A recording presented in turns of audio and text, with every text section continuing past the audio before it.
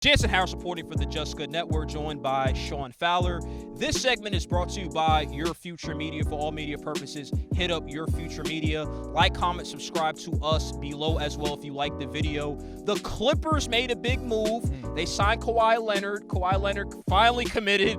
Seemed like forever. Commits to the Clippers. Will not be returning to Toronto, which now makes them 100-1 favorite to win the championship, which means that is not going to happen. Right. And the Lakers are real disappointed because they missed out on key free agents, even though they made some signings today. And as we speak, they're working on certain deals. But here was the deal that some people didn't see coming.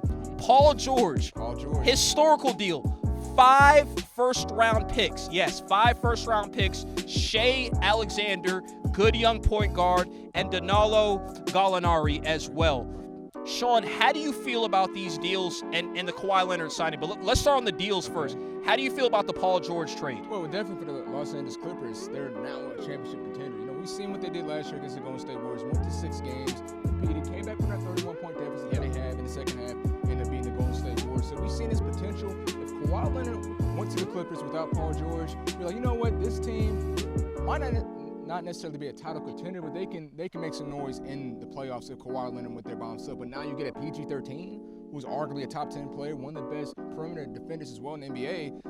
This team is definitely a championship contender. Doc Rivers, Jerry West, and those guys, they should feel outstanding. They should feel astonished that they pulled this off, and I think the best is yet to come. Absolutely, Sean. Jerry West has done it again. The Paul George move, nobody's seen this coming. All these reports, sources say Paul George is now on the Clippers. We're getting to the Thunder a little bit later. I think this is excellent. The Clippers just said, you know what? We're competing for a title next year, Sean. It sounds crazy to say because I was thinking Clippers, okay. Yeah, if they get Kawhi, okay, that's cool. He's from the L.A. area. But what Paul George?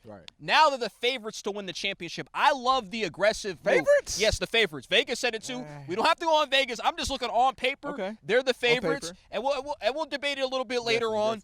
But I wanted to ask you this: do you think Kawhi Leonard would have committed to the Clippers if they didn't pull off the Paul George thing? A lot of people are saying, some sources are saying that Paul George, if he wasn't going to the Clippers, Kawhi Leonard would have stayed in Toronto. But Kawhi Leonard was trying to recruit him when KD said no.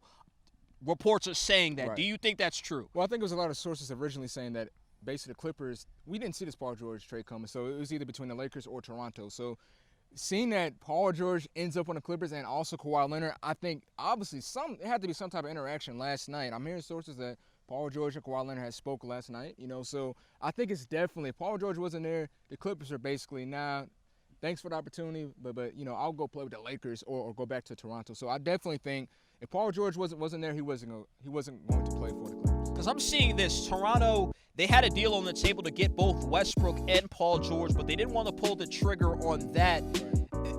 Do you fault Toronto for that? Because now you lose Kawhi Leonard.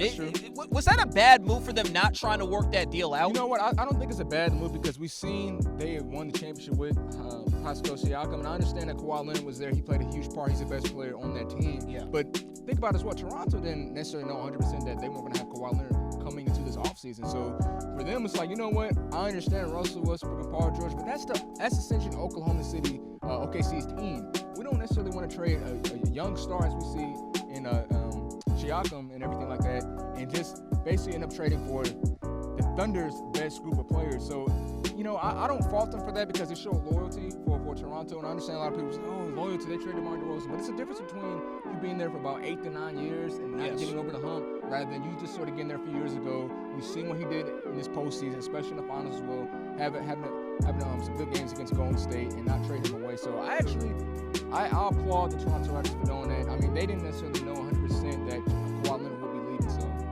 They didn't, but to me, you got to pull the trigger on that. Because if I look at it, you got to pull if it was possible for them to pull that trigger, Sean, to me, that's a mistake. Yeah. You have to go ahead and get the Westbrook and Paul George, and then you're looking at it like this. This is what I got. Okay. Kawhi, look what's right here. And you don't have to live in that LeBron shadow in L.A. You don't have to well, the Clippers, they end up getting Paul George, but they don't have the Russell Westbrook. To me, with a team like that, I know they just won this title. Yeah. Siakam is good. Is he a rising star? Maybe. I don't know. He's kind of in the same boat as Kuzma, maybe a little bit more developed because we've seen him and how well he played in the playoffs. Definitely. But you got to pull the trigger on that.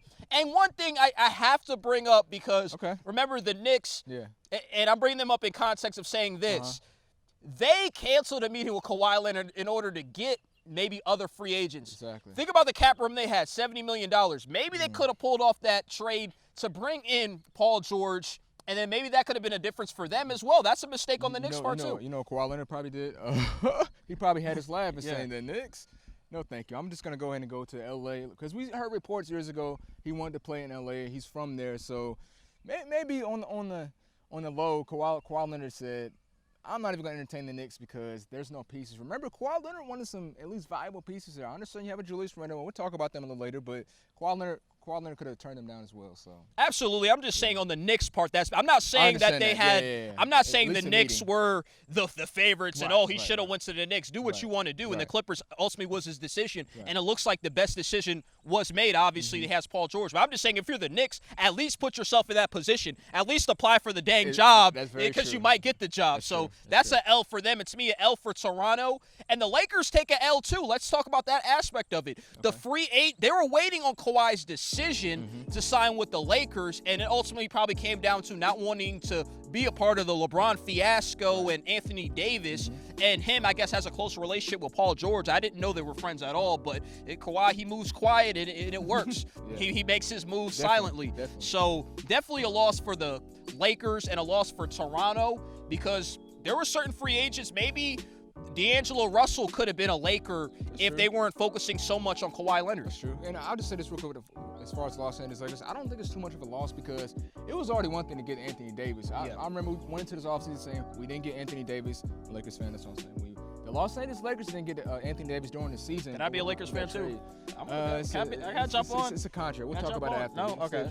All right. But yeah, so like coming into this offseason, Anthony Davis is still a 50% chance. You know what I mean? We didn't get him They didn't get him in the regular season, so let's see if they can get him in the offseason. They got him in the offseason. Now Kawhi Leonard is available.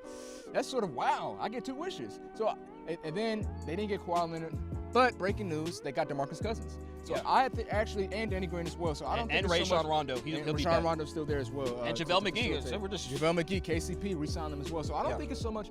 I don't think it's so much as a loss for the Lakers because they still got Anthony Davis and some other key acquisitions this offseason so far.